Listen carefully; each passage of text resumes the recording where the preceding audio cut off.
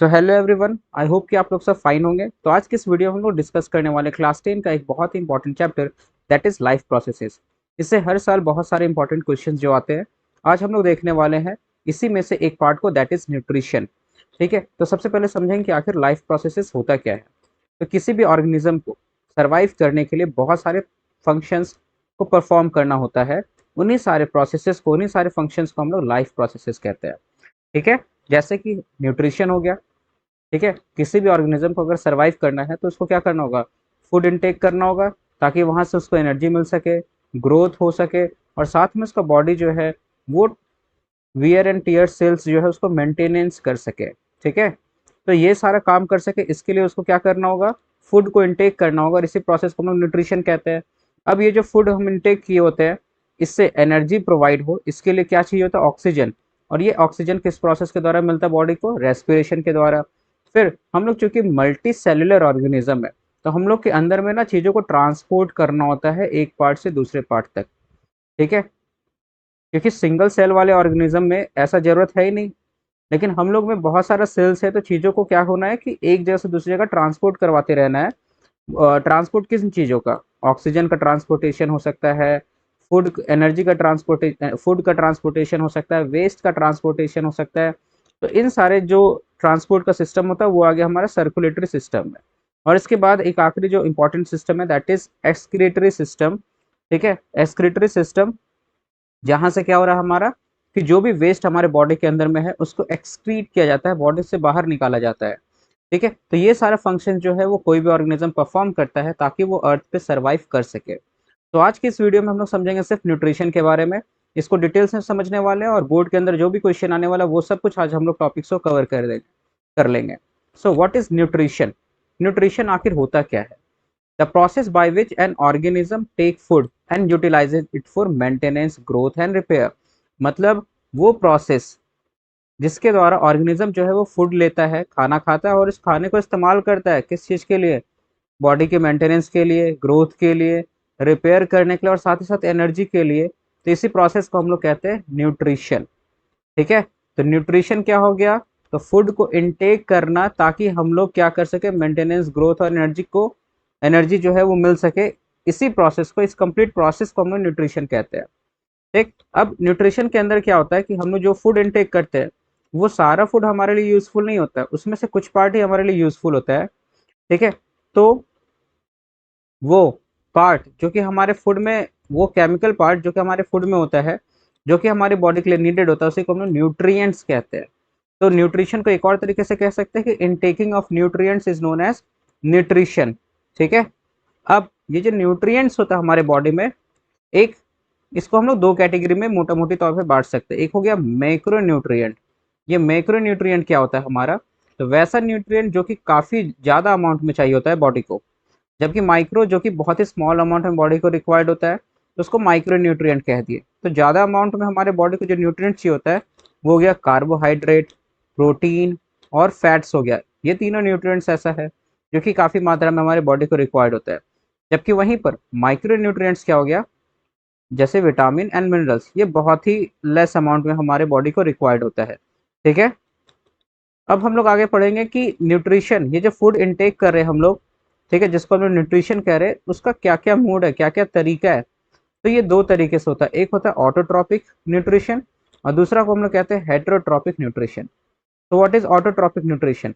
जब कोई भी ऑर्गेनिज्म फूड को जब इनटेक करता है, सॉरी, कोई भी ऑर्गेनिज्म जब खाना खुद से बना के, सेल्फ प्रिपेयर करके, और फिर उसको यूटिलाइज करता हो, तो उसको हम लोग कहते हैं ऑटोट्रॉपिक न्यूट्रिशन। ठीक है, ये किसी और पे डिपेंडेंट नहीं होता। For example green plants. ठीक, यहाँ पे नाम से ही पता चल रहा है, ऑटो मतलब सेल्फ होता है, ऑटो का मतलब ही होता है सेल्फ, खुद से। तो वैसा ऑर्गेनिज्म जो खुद से ही खाना प्रिपेयर कर रहा हो, तो ग्रीन प्लांट्स के बारे में हम लोग पढ़ चुके हैं कि ये ग्रीन प्लांट जो होता है वो फोटोसिंथेसिस के द्वारा खुद से ही खाना का फॉर्मेशन करता है, और फिर वो उसको यूटिलाइज करता है अपने एनर्जी को रिक्वायरमेंट के लिए। ठीक है, तो ये हो गया ऑटोट्रॉपिक न्यूट्रिशन। जबकि हेटरोट्रॉपिक न्यूट्रिशन क्या हो गया, तो न्यूट्रिशन का वो मोड जिसमें ऑर्गेनिज्म जो है वो किसी और पर डिपेंडेंट होता है, किसी और पर डिपेंडेंट होता है अपने एनर्जी के रिक्वायरमेंट के लिए, अपने न्यूट्रिशन के लिए। And that mode of nutrition is known as heterotrophic nutrition. अब हम लोग क्या करेंगे कि सबसे पहले ऑटोट्रॉपिक मोड ऑफ न्यूट्रिशन को समझेंगे। तो हम लोग क्या बोले कि what is autotrophic mode of nutrition, तो वो मोड ऑफ न्यूट्रिशन जिसके अंदर में ऑर्गेनिज्म खाना खुद प्रिपेयर करता है। इस बात को ध्यान देना है, प्रिपेयर्स इट्स ओन फूड, तो खाना खुद से ही प्रिपेयर करता है जिस मोड ऑफ न्यूट्रिशन में, उसको हम लोग बोलते हैं ऑटोट्रॉपिक न्यूट्रिशन। ठीक है। अब ऑटोट्रॉपिक न्यूट्रिशन जो है वो कौन सा ऑर्गेनिज्म परफॉर्म कर सकता है, तो जितने भी ग्रीन प्लांट्स होते हैं। ठीक है, ग्रीन प्लांट जो होता है वो किसी और लिविंग ऑर्गेनिज्म पे डिपेंड नहीं है अपने एनर्जी के रिक्वायरमेंट के लिए।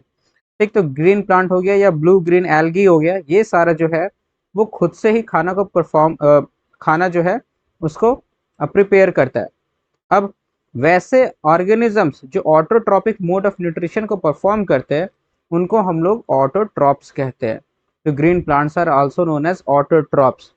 सो ऑटोट्रॉप्स क्या हो गया, वो ऑर्गेनिज्म जो इसको परफॉर्म कर रहा हो, और ऑटोट्रॉपिक न्यूट्रिशन वो प्रोसेस, वो मोड है।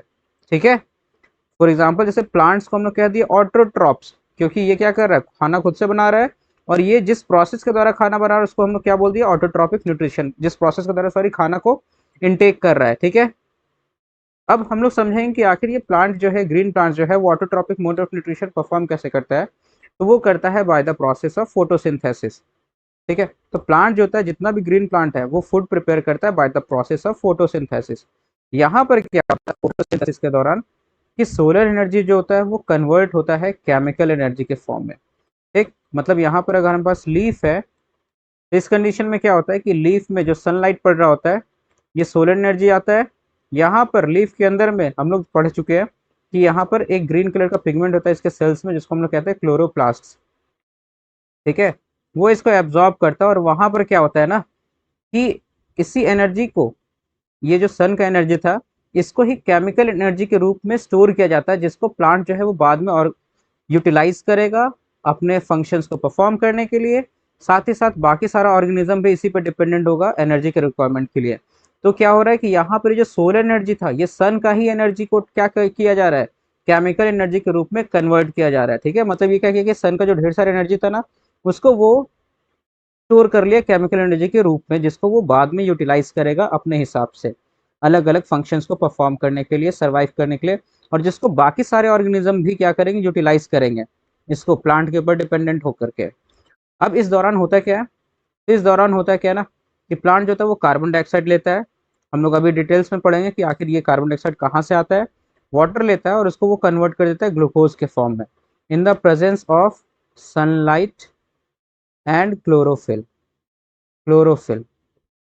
ठीक है, तो सनलाइट और क्लोरोफिल के प्रेजेंस में कार्बन डाइऑक्साइड और वाटर को कन्वर्ट किस में कर दिया, ग्लूकोज के रूप में कन्वर्ट कर दिया। साथ में हमारे यहाँ पर एक्स्ट्रा वाटर भी रिलीज होता है।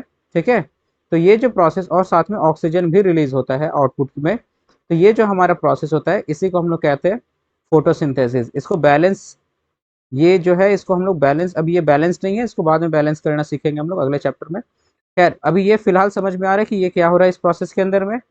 अब हम लोग बात करेंगे एक एक करके कि सारे रॉ मटेरियल जो है वो आ कहाँ से रहा है। तो प्लांट को सबसे पहले रॉ मटेरियल क्या चाहिए होता है, वाटर। तो वाटर जो होता है वो प्लांट के पास कहाँ से आता है, by the help of xylem tissues. ठीक है। तो हम लोग पढ़ चुके हैं कि प्लांट जो होता है ना, इसका रूट्स जो होता है हमारा, यहाँ पर ये जो रूट्स होता है, यहाँ पर काफी ये थिन हेयर, रूट्स हेयर होता है। यहाँ पर क्या होता है कि वाटर जो होता है वो इसके रूट में एंटर कर जाता है by the process of osmosis. ठीक है, ऑस्मोसिस क्या होता है हमारा, तो होता है क्या ना, कि जब मान लेते हैं, एक एग्जांपल की मदद से हम लोग समझते हैं।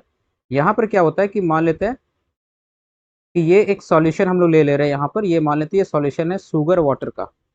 ठीक है, ये जो सॉल्यूशन है ये हमारा है शुगर प्लस वाटर का सॉल्यूशन है। ठीक है। अब ये जो शुगर वाटर का जो सॉल्यूशन है हमारा, यहाँ पर हम लोग क्या कर दे कि एक छोटा सा पैकेट ले लें, इसके अंदर भी शुगर वाटर ही रखे, बट यहाँ पे हम क्या कर देना कि यहाँ पे शुगर का कॉन्सेंट्रेशन ज़्यादा कर दे, बहुत ही ज़्यादा मात्रा में कर दे। तो ऑटोमेटिक वाटर जो है ना वो सेल के अंदर में एंटर करने लग जाएगा, ताकि बाहर का कॉन्सेंट्रेशन और अंदर का कॉन्सेंट्रेशन जो है सेल के अंदर का सेम हो सके।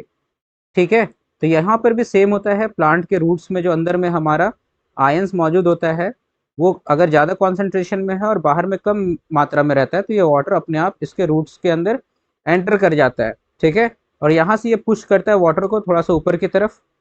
ठीक, इसके अलावा इसके अलावा धूप में जब लीफ होता है प्लांट का ना, तो उस कंडीशन में यहाँ पर क्या होता है कि सन के रेज की वजह से यहाँ से वाटर इवोपरेट करता है, जिसको ट्रांसपिरेशन कहते हैं। और इस ट्रांसपिरेशन के द्वारा जो होता है वाटर को ये पुल करता है। तो यहाँ से पुश भी हो रहा है और ये पुल भी हो रहा है, जिसके कारण वाटर जो होता है वो उसके लीफ तक पहुंचता है by the help of xylem vessels. ठीक है, तो यहाँ पे हम लोग समझे कि जाइलम वेसल्स जो हो गया, जाइलम टिश्यूज जो हो गया, वो वाटर को प्लांट के अलग अलग पार्ट्स तक ले जाने का काम कर रहा है। इसके अलावा अगर हम लोग बात करें कार्बन डाइऑक्साइड का, ठीक है, तो कार्बन डाइऑक्साइड जो होता है वो लीव्स और अदर पार्ट्स में आता है by the help of stomata. ठीक है, इसके बाद जो कार्बोहाइड्रेट प्रोड्यूस होता है ना, इस दौरान हम लोग देखे थे ना अभी जो प्रोड्यूस हुआ था ग्लूकोज, इसको कन्वर्ट करके प्लांट जो है ना वो स्टार्च के फॉर्म में स्टोर कर लेता है। ठीक है, अलग अलग पार्ट में। ठीक, तो स्टार्च के फॉर्म में इसको स्टोर कर लेता है। अब स्टार्च का टेस्ट एक आता है हमारे एनसीईआरटी के बुक के अंदर में दिया हुआ है कि how can we test the presence of starch in a leaf. ठीक है, एक एक्टिविटी है। तो स्टार्च के प्रेजेंस को चेक करने के लिए क्या करते हैं हम लोग ना, कि लीफ को सिंपली, यहाँ पे हम शॉर्ट ऐसे ही बता रहे हैं, लीफ को अगर हम लोग क्या करते हैं कि अल्कोहल में अल्कोहल में डाल करके इसको सबसे पहले बॉईल करते हैं थोड़ा देर। ठीक है, उसके बाद में फिर क्या करते हैं कि इस लीफ को निकाल करके उसके ऊपर अगर हम लोग आयोडीन सॉल्यूशन डालेंगे तो वो ब्लू ब्लैक कलर का हो जाता है हमारा। और जहां जहां पे ये ब्लू ब्लैक कलर हो जाएगा इस लीफ में, वहां वहां स्टार्च का प्रेजेंस होता है। ठीक है, तो यहाँ पर आयोडीन सॉल्यूशन का इस्तेमाल किया जाता है to check the presence of starch. ठीक, तो स्टार्च जो होता है उसको स्टोर किया जाता है। अब हम लोग बात करें स्टोमेटा के बारे में, तो लीफ में या प्लांट्स के और भी पार्ट्स में छोटा छोटा होल्स होता है प्रेजेंस, जिसके द्वारा गैसियस एक्सचेंज होता है। मतलब कार्बन डाइऑक्साइड एंटर करता है और ऑक्सीजन बाहर आता है। ठीक है, इसी पोर को हम लोग स्टोमेटा का नाम देते हैं। एक स्टोमेटा का स्ट्रक्चर कैसा होता है, कुछ इस टाइप का स्ट्रक्चर होता है स्टोमेटा का। यहाँ पर ये दो ठो बीन शेप्ड जो है, ये बीन शेप्ड दो ठो सेल्स ऐसा मौजूद होता है स्टोमेटा के। एक सेकेंड, ये बीन शेप का कुछ ऐसा दो ठो सेल मौजूद होता है, इसको हम लोग गार्ड सेल्स कहते हैं। इन दोनों को गार्ड सेल्स कहते हैं। ठीक है, ये ओपनिंग एंड क्लोजिंग का काम करता है। सॉरी, गार्ड सेल्स जो होता है हमारा वो ओपनिंग एंड क्लोजिंग का काम करता है स्टोमेटा का। ठीक है, किस तरीके से काम करता है, तो जब ये वाटर को लेता है ना डे टाइम में, तो इसकी वजह से क्या होता है कि ये काफ़ी ज़्यादा एनलार्ज हो जाता है, और एनलार्ज होने के कारण जो होता है पोर वो काफ़ी बेहतर तरीके से ओपन हो जाता है, जिसके कारण गैसियस एक्सचेंज हो सकता है। ठीक है, जबकि वाटर जब रिलीज हो जाता है तो उस कंडीशन में ये श्रिंक कर जाता है, और इसके कारण ये सेल, ये जो होल था हमारा बीच में, ये क्लोज हो जाता है और गैसेस एक्सचेंज होता है वो कम हो जाता है। तो आई होप कि ये स्टोमेटा किस तरीके से काम कर रहा होता है ये समझ में आया। ठीक, अब यहाँ पर हम लोग क्या देखें कि फोटोसिंथेसिस के प्रोसेस के द्वारा प्लांट जो होता है वो फूड को प्रिपेयर करता है, और यही वो प्रोसेस है जिसके द्वारा दुनिया का बाकी सारा ऑर्गेनिज्म जो है वो फूड जो है वो इनटेक करेगा। कैसे, क्योंकि डायरेक्टली और इनडायरेक्टली जितना भी ऑर्गेनिज्म है वो आखिरकार जाकर के प्लांट पे डिपेंडेंट है अपने न्यूट्रिशन के लिए।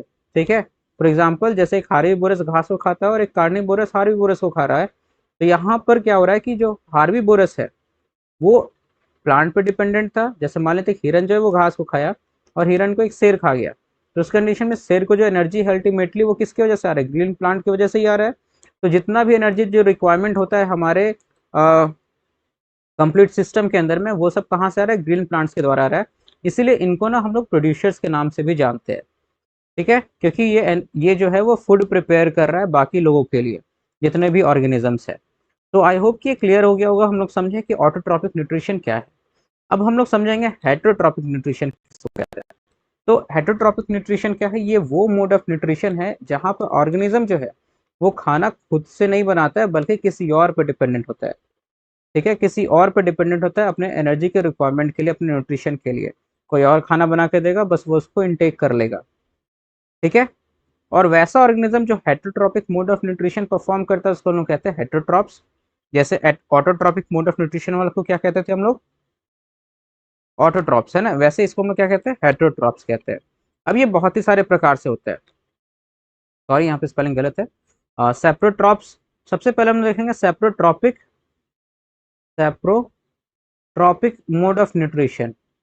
ये सेप्रोट्रॉपिक मोड ऑफ न्यूट्रिशन में क्या होता है कि ये वैसा मोड ऑफ न्यूट्रिशन है, ठीक है, जहां पर ऑर्गेनिज्म क्या करता है कि फूड में ठीक है, फूड पे ही जाकर के क्या करता है कि एंजाइम्स जो होता है वो रिलीज करता है, ठीक है, जो भी डेड होता है उसमें, और वहां से फिर वो क्या करता है कि न्यूट्रिएंट्स को एब्जॉर्ब करता है। जबकि होलोजोइक मोड ऑफ न्यूट्रिशन क्या होता है, वैसा मोड ऑफ न्यूट्रिशन है जिसमें ऑर्गेनिज्म खाने को कंप्लीटली इनहेल कर लेता है और उसका डाइजेशन उसके बॉडी के अंदर होता है। फॉर एग्जाम्पल ह्यूमंस हो गया, ये सब हमारा होलोजोइक मोड ऑफ न्यूट्रिशन को परफॉर्म करता है। पैरासिटिक मोड ऑफ न्यूट्रिशन क्या हो गया हमारा, ये वो मोड है जहां पर क्या करता है ना, एक ऑर्गेनिज्म किसी और पर डिपेंडेंट होता है। सेप्रोट्रॉपिक में भी डिपेंडेंट है पर ये डेड पे डिपेंडेंट होता है, जबकि पैरासिटिक में क्या होता है, ये लिविंग ऑर्गेनिज्म पे डिपेंडेंट है, किसी एक लिविंग से अपने फूड को लेता है। फॉर एग्जांपल जैसे मॉस्किटो हो गया, ये क्या करता है कि किसी पे डिपेंडेंट होता है, ह्यूमंस पे डिपेंडेंट होता है, किसी और एनिमल पे डिपेंडेंट होता है अपने न्यूट्रिशन के रिक्वायरमेंट के लिए, ठीक है। तो और वहां से जाकर के वो क्या करता है, एनर्जी को डेराइव करता है, एनर्जी को लेता है, ठीक। यहाँ पर जिस पे वो डिपेंडेंट होता है ना, उसको हम लोग कहते हैं होस्ट। होस्ट, और जो ऑर्गेनिज्म उसको पैरासाइट कह देते हैं हम लोग। तो पैरासाइट होस्ट से अपना जरूरत जो है वो पूरा करता है। यहाँ पर होस्ट है लिविंग एक ऑर्गेनिज्म। सेप्रोट्रॉपिक में क्या हम देखे थे फर्स्ट वाले में कि यहाँ पर ये डेड वाले पे डिपेंड कर रहा था, ठीक है, और यहाँ पर ये बाहर में ही उस वहाँ पे कुछ एंजाइम्स रिलीज करके उसको डाइजेस्ट करके फिर उसको इनटेक कर रहा होता है। जबकि होलोजोइक में क्या करता है कि फूड को ऑर्गेनिज्म जो होता है वो खाता है कंप्लीटली, और इसके बाद बॉडी के अंदर में ले जा करके उसको डाइजेस्ट करने का काम करता है। तो होलोजोइक मोड ऑफ न्यूट्रिशन के बारे में लोग समझेंगे सबसे पहले एक सिंपल से एग्जांपल लेकर के, एक यूनिसेलुलर ऑर्गेनिज्म के बारे में, और फिर जाके हम लोग ह्यूमंस के बारे में पढ़ेंगे। तो वो कौन सा यूनिसेलुलर ऑर्गेनिज्म है जिसके बारे में हम लोग पढ़ने वाले हैं, तो वो है अमीबा। ठीक है, तो अमीबा भी होलोजोइक मोड ऑफ न्यूट्रिशन में परफॉर्म करता है ह्यूमंस की तरह ही। ठीक, यहाँ पर खाना जो होता है ना वो 5 स्टेप्स में कंप्लीटली, यहाँ पर फूड से न्यूट्रिशन का प्रोसेस जो होता है, न्यूट्रिशन जो होता है वो एब्जॉर्ब किया जाता है 5 स्टेप्स के द्वारा। सबसे पहला होता है स्टेप दैट इज इंजेशन, दूसरा होता है डाइजेशन, एब्जॉर्प्शन, एसिमिलेशन और इगेशन। ठीक है, एक एक करके हम लोग इन सारे स्टेप्स को समझने वाले हैं। तो इंगेशन क्या हो गया, तो हम लोग देखते हैं कि जो अमीबा होता है इसका इरेगुलर सा शेप होता है। जब इसके पास फूड आता है, ठीक है, तो ये क्या करता है ना कि फूड को यहाँ पर वो धीरे धीरे कवर करना स्टार्ट कर देता है। ठीक है, ये फूड को कवर करना स्टार्ट कर देता है। ये जो स्ट्रक्चर यहाँ पे बनाता है इसको हम लोग कहते हैं थियोडोपोडिया। ठीक, ये फूड को क्या कर रहा है, कवर कर रहा है, और फिर ये फूड को कवर कर रहा है, तो ये जो प्रोसेस अभी होने वाला है इसके बाद में क्या करेगा, इस फूड को वो कंप्लीटली अपने अंदर इनटेक कर लेगा। यहाँ पर ये फूड वैक्यूल के अंदर इनटेक करता है, और इसी प्रोसेस को हम लोग कहते हैं इंगेशन। यहाँ पर इसके बाद क्या होता है ना कि इसी में फूड वैक्यूल में बहुत सारा एंजाइम्स जो होता है अमीबा वो रिलीज करता है ताकि यहाँ पर डाइजेस्ट कर सके उसको। तो यहाँ पर प्रोसेस होगा डाइजेशन का। उसके बाद जो कुछ भी न्यूट्रिएंट्स यहाँ से उसको वो एब्जॉर्ब करके बॉडी के अलग अलग पार्ट्स तक भेज देगा, दैट इज एब्जॉर्प्शन। और फिर वो जो फूड था उसको वो यूज करेगा वेरियस फंक्शंस परफॉर्म करने के लिए, ग्रोथ के लिए, ठीक है, मेंटेनेंस के लिए, एनर्जी रिक्वायरमेंट के लिए। इस प्रोसेस को हम लोग कहते हैं एसिमिलेशन। और लास्ट में जो भी वेस्ट बच गया ना, उसको अमीबा जो होता है वो बॉडी के बाहर अपने सेल मेम्ब्रेन के द्वारा रिलीज कर देता है, दैट इज नोन एज ईगेशन। सो ये 5 स्टेप्स था जो कि अमीबा परफॉर्म करता है, और ह्यूमंस भी सेम इसी तरीके से परफॉर्म करेगा, बट इसके पास चूंकि ये सिंगल सेलुलर और यूनिसेलुलर ऑर्गेनिज्म है, तो इसका सारा फंक्शन एक ही सेल में हो गया, बट हमारे पास कंप्लीट सिस्टम ऑफ ऑर्गन है जिसको ऑर्गन सिस्टम कहते हैं इन्हीं सारे फंक्शंस को परफॉर्म करने के लिए। तो आइए समझते हैं कि किस तरीके से ह्यूमंस के अंदर में न्यूट्रिशन जो होता है वो फंक्शन परफॉर्म किया जाता है। तो ह्यूमंस के अंदर में न्यूट्रिशन जो होता है वो परफॉर्म होता है एलिमेंट्री कैनल के द्वारा। ठीक है, एलिमेंट्री कैनल, और उसके साथ में बहुत सारे जुड़े होते हैं ग्लैंड्स। ये एलिमेंट्री कैनल क्या होता है, तो ये ट्यूब लाइक स्ट्रक्चर होता है जो कि माउथ से स्टार्ट होकर एनस पे खत्म होता है। It starts from the mouth and ends in to anus. यहाँ तक में फूड ट्रैवल करते करते कंप्लीटली डाइजेस्ट हो जाता है। ठीक है, अगर हम लोग बात करें एलिमेंट्री कैनल में कंप्लीट पाथ के अंदर कौन कौन सा ऑर्गन है, तो सबसे पहले माउथ हो गया, फिर इसोफेगस हो गया, फिर स्टमक हो जाता है, स्मॉल इंटेस्टाइन हो जाता है, और उसके बाद में फिर लार्ज इंटेस्टाइन हो जाता है, और लास्ट में फिर एनस रेक्टम हो जाता है। ठीक है, तो ये सारा जो हमारा है कंप्लीट पाथ जो है उसके अंदर ऑर्गन्स मिलता है हमको, और इसके साथ बहुत सारा ग्लैंड जुड़ा होता है जो अलग अलग इंजाइम्स रिलीज करता है। इंजाइम्स क्या होता है, तो वो केमिकल सब्सटेंस होता है जो फूड के ब्रेक डाउन को ईजी कर देता है, उसको फास्ट कर देता है। मतलब जो भी प्रोसेसेस हो रहा है केमिकल प्रोसेस, उसको वो स्पीड कर देता है। ठीक है, इन्हीं को एंजाइम्स कहते हैं। वैसा केमिकल्स, वैसा बायोकेमिकल्स, ठीक है, जो क्या करे कि फूड के डाइजेशन को या जो भी केमिकल रिएक्शंस हो रहा है उसको फास्ट कर दे, उसको एंजाइम्स कहते हैं। तो कौन कौन सा ग्लैंड एसोसिएटेड है यहाँ पे जो एंजाइम्स रिलीज कर रहा है? तो सलेवरी ग्लैंड, यहाँ से सलाइवा निकलेगा जिसको लार कह रहे हैं हम लोग। गैस्ट्रिक ग्लैंड्स होगा जो हमारे स्टमक में होगा। लीवर होगा, पैनक्रियाज होगा। ठीक है, ये सब कुछ इंपॉर्टेंट ग्लैंड्स है जो कि हमारा कनेक्टेड होता है एलिमेंट्री कैनल से, जो कि डाइजेशन में हेल्प करता है। देखिए करके समझते हैं आगे। सबसे पहले हम लोग समझेंगे माउथ के बारे में। ठीक है, तो जो भी ऑर्गेनिज्म है वो फूड को सबसे पहले माउथ से लेगा। ठीक है, सिंपल सा बात है, इनटेक करेगा। वहाँ पे टीथ जो होता है उसका काम हम लोग जान रहे हैं, ये चबाने में, तोड़ने में, काटने में हेल्प करेगा फूड को। टंग फूड को मिक्स करता है सलाइवा से, टेस्ट करने में मदद करेगा, सलाइवा से मिक्स करने में मदद करेगा। ठीक है, तो हमारे माउथ में, ठीक है, सलेवरी ग्लैंड्स मौजूद होता है। 3 पेयर ऑफ सलेवरी ग्लैंड्स हमारे माउथ में मौजूद होता है। ठीक है, जहाँ से सलाइवा रिलीज होता है जिसको सलेवरी अमाइलेज भी कहते हैं। ये क्या करता है कि स्टार्च को कन्वर्ट कर देता है ग्लूकोज में। इसीलिए खाना को कभी भी आराम से चबा चबा के खाना चाहिए, क्योंकि डाइजेशन वहीं से स्टार्ट हो जाता है फूड का। ठीक है, तो यहाँ पर ये फूड जो है वो स्टार्च जो फूड में प्रेजेंट था उसको ग्लूकोज में कन्वर्ट कर देगा, सलेवरी अमाइलेज। ठीक है, अब हम लोग आगे बढ़ते हैं और फिर देखते हैं अगला जो पार्ट है। तो फूड जो होता है वो अब माउथ से होता हुआ कहाँ चला जाएगा?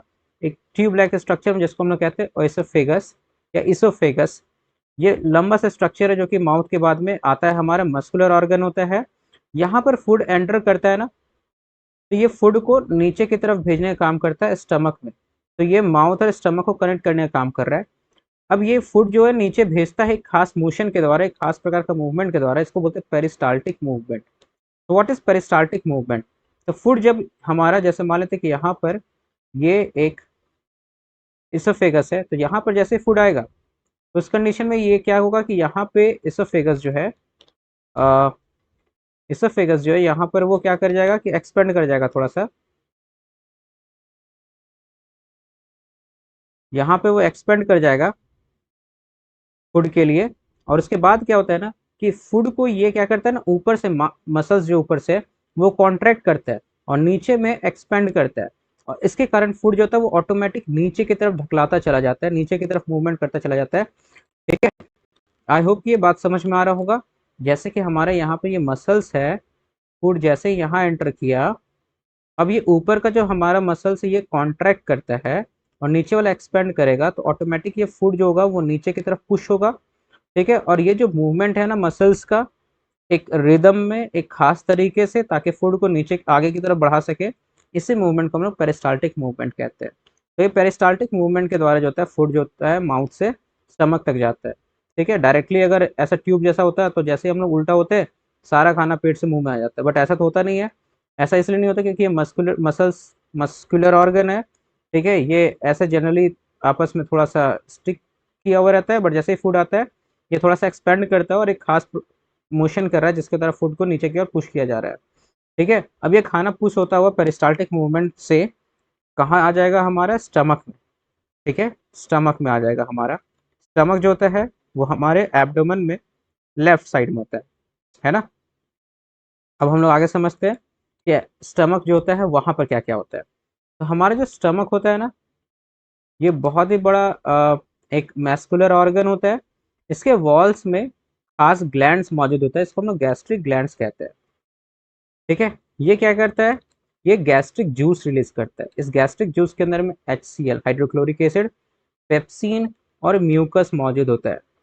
देख, हाइड्रोक्लोरिक एसिड क्या करता है हमारे पेट के अंदर में? हम लोग जान रहे हैं कि हाइड्रोक्लोरिक एसिड तो बहुत ज़्यादा हार्ड होता है, तो ये एक्चुअल में उसका डाइल्यूटेड फॉर्म होता है, थोड़ा सा पतला होता है ये क्या करता है? एसिडिक मीडियम प्रोवाइड करता है खाने को, मतलब खाना को एसिडिक बना देता है, थोड़ा खट्टा ऐसा बना देता है, ताकि पेप्सिन जो है, ये पेप्सिन जो एंजाइम होता है ना, इसको काम करने के लिए एसिडिक मीडियम चाहिए होता है। तो उसके लिए हाइड्रोक्लोरिक एसिड क्या करता है? एसिडिक मीडियम प्रोवाइड कर देता है। इसके अलावा साथ ही साथ ये क्या करता है ना कि पैथोजेंस को मारता है। पैथोजेंस को मारता है। पैथोजेंस क्या होता है? तो जो भी ऑर्गेनिज्म, वैसा कोई भी माइक्रो ऑर्गेनिज्म जो हमारे बॉडी में डिजीज क्रिएट करता हो उसको हम लोग पैथोजेंस कहते हैं। तो पैथोजेंस को भी ये किल करता है, जो भी बैक्टीरिया वायरस हमारे खाने में आ गया ना उसको मारने का काम करता है हाइड्रोक्लोरिक एसिड। अगला पेप्सिन जो है वो क्या करता है? तो पेप्सिन जो होता है वो प्रोटीन के डाइजेशन में हेल्प करता है। हमारे खाने में जो भी प्रोटीन होता है ना, अब इसका डाइजेशन यहाँ से स्टार्ट हो जाएगा। ठीक है, ऐसा नहीं कि यहीं पे पेप्सी प्रोटीन कंप्लीट डाइजेस्ट होगा, बट उसका डाइजेशन स्टार्ट हो चुका होगा यहाँ से पेप्सिन की मदद से। अब चूंकि हम लोग जान रहे हैं हमारे बॉडी में हाइड्रोक्लोरिक एसिड रिलीज हो रहा है, तो अब इससे ना हमारे सेल, हमारे स्टमक सेल जो है, वॉल्स जो है, उसको भी प्रोटेक्ट करना होगा, नहीं तो ये उसको भी नुकसान पहुंचा सकता है। जब बैक्टीरिया वायरस को किल कर रहा हो तो स्टमक को भी नुकसान तो पहुंचा ही सकता है। तो इससे बचने के लिए हमारे बॉडी में एक म्यूकस रिलीज होता है। ये म्यूकस क्या होता है कि इसके वॉल्स के साथ में स्टिक किया हुआ रहता है, चिप, एक लिक्विड जैसा होता है जो कि इसके वॉल से चिपका हुआ रहता है, जो क्या करता है ना कि इस एसिड के इफेक्ट को हमारे सेल जो स्टमक वॉल्स है वहां तक पहुंचने से रोकता है, और हमारा जो स्टमक होता है वो प्रोटेक्टेड होता है इस एसिड से। कभी कभी हमारे स्टमक में ज़्यादा एसिड का मात्रा बढ़ जाता है, तभी हम कहते हैं एसिडिटी हो गया। तो उस कंडीशन में हम लोग बेस लेते हैं, क्योंकि एसिड और बेस जब मिलता है आपस में तो एक दूसरे को न्यूट्रलाइज कर देता है, एक दूसरे के इफेक्ट को कम कर देता है, खत्म कर देता है। ठीक है, साल्ट का फॉर्मेशन करके। और इसी तरीके से हमारा जो बेस लेने के बाद में हमारे अंदर जो एसिडिटी हो रहा था ना वो खत्म हो जाता है। तो आई होप कि यहाँ तक क्लियर हो गया होगा। अब खाना यहाँ पर थोड़ा थोड़ा डाइजेस्ट हो चुका है। इसके बाद हमारे स्टमक के लास्ट में ना यहाँ पे एक मसल होता है, इसको कहते हैं स्पिंस्टर मसल। ये क्या कहता है, ये क्लोज होता है थोड़ा देर तक, जब तक खाना यहाँ डाइजेस्ट हो रहा है। जैसे ही खाना हमारा डाइजेस्ट हो गया, जो भी काम था स्टमक के अंदर हो गया, अब ये ओपन होता है और खाना हमारे स्मॉल इंटेस्टाइन में चला जाता है। अब आगे हम लोग समझते हैं स्मॉल इंटेस्टाइन के अंदर क्या होता है। स्पिंस्टर मसल जो होता है हमारा, वो क्या किया कि एग्जिट कंट्रोल कर रहा है कि फूड जो है स्टमक से कब जाएगा स्मॉल इंटेस्टाइन में। अब जैसे ही खाना हमारे स्मॉल इंटेस्टाइन में आ गया, स्मॉल इंटेस्टाइन में जाने बहुत ही लंबा सा ट्यूब लाइक स्ट्रक्चर होता है हमारे बॉडी के अंदर में। ठीक है, ये जो होता है ना स्मॉल इंटेस्टाइन, ये सबसे ये हार्बीवोरस एनिमल्स में काफी लंबा होता है, क्योंकि हार्बीवोरस एनिमल्स को सेलुलोज को पचाना होता है। ठीक है, सेलुलोज को डाइजेस्ट करना इज वेरी डिफिकल्ट, तो वहां पर हार्बीवोरस एनिमल्स के अंदर में सेलुलोज को डाइजेस्ट करने के लिए स्मॉल इंटेस्टाइन का लेंथ काफी बड़ा होता है। जबकि वहीं पर कार्निवोरस एनिमल्स में मीट को डाइजेस्ट करना होता है, तो वो ईजी होता है सेलुलोज को डाइजेस्ट करने से, इसीलिए यहाँ पर स्मॉल इंटेस्टाइन का साइज जो होता है वो छोटा होता है। ठीक, तो हार्बीवोरस एनिमल्स का इंटेस्टाइन का साइज बड़ा होगा, और कार्निवोरस एनिमल का साइज जो का इंटेस्टाइन का वो छोटा होने वाला होता है। ठीक है, अब इसके बाद खाना जैसे ही स्मॉल इंटेस्टाइन में पहुंचा, कि यहाँ पर स्मॉल इंटेस्टाइन से दो ग्लैंड्स जुड़ा हुआ हो जाता है, एक लीवर एक पैनक्रियाज। ये लीवर जो होता है ना वो हमारे बॉडी का सबसे बड़ा ग्लैंड होता है। सो अब हम लोग देखेंगे लीवर के बारे में। तो लीवर जो है हमारे बॉडी का सबसे लार्जेस्ट ग्लैंड है। ठीक है, सबसे बड़ा ग्लैंड जो हमारे बॉडी में होता है दैट इज लीवर। ये सेक्रीट करता है बाइल जूस। ठीक है, यहाँ से जो जूस सेक्रीट हो रहा है ना, जिसको हम लोग क्या कह रहे हैं, बाइल जूस का नाम दे रहे हैं, ये जा करके स्टोर हो जाता है गॉल ब्लैडर के अंदर में। यहाँ पर ब्लैडर होता है, इसको गॉल ब्लैडर कहते हैं। तो लीवर से जो कुछ भी सेक्रीशन होता है वो एक ब्लैडर में पहले जाकर के स्टोर हो जाता है, जिसको कि फिर बाइल डक्ट के द्वारा स्मॉल इंटेस्टाइन में भेज दिया जाता है। अब ये करता क्या है बाइल जूस, तो बाइल जूस का मेनली दो फंक्शंस होता है, एकदम ध्यान देना इस बात को। सबसे पहला काम होता है कि जो भी खाना स्टमक से आ रहा है उसको एल्केलाइन कर देता है, मतलब बेसिक नेचर का बना देता है।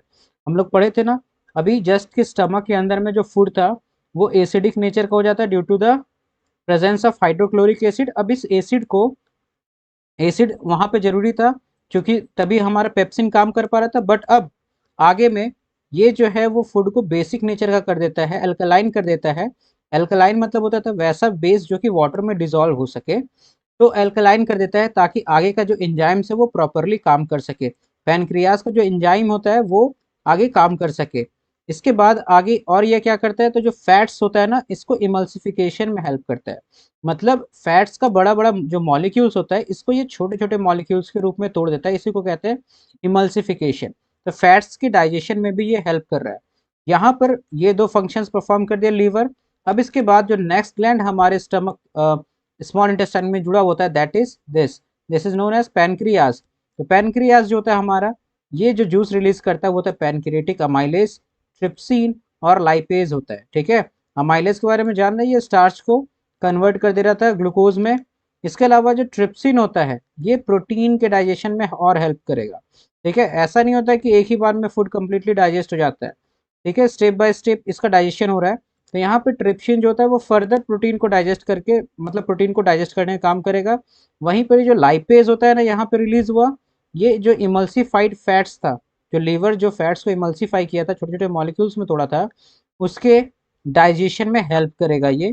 ठीक है। अब फाइनली इसके बाद जो नेक्स्ट ग्लैंड हमारा जुड़ा होता है स्मॉल इंटेस्टाइन में, वो होता है यहाँ पर ये दो ग्लैंड्स तो काम कर ही रहा था। इसके अलावा हमारे पास जो स्मॉल इंटेस्टाइन है, सॉरी यहाँ पे स्पेलिंग गलत है, स्मॉल इंटेस्टाइन होता है, ये जो स्मॉल इंटेस्टाइन होता है वहां से भी एक तरह का एंजाइम रिलीज होता है, इसको कहते हैं इंटेस्टाइनल जूस। ठीक है। तो हमारा स्मॉल इंटेस्टाइन जो है उसके वॉल्स से भी एक तरह का जूस निकला है, दैट इज इंटेस्टाइनल जूस।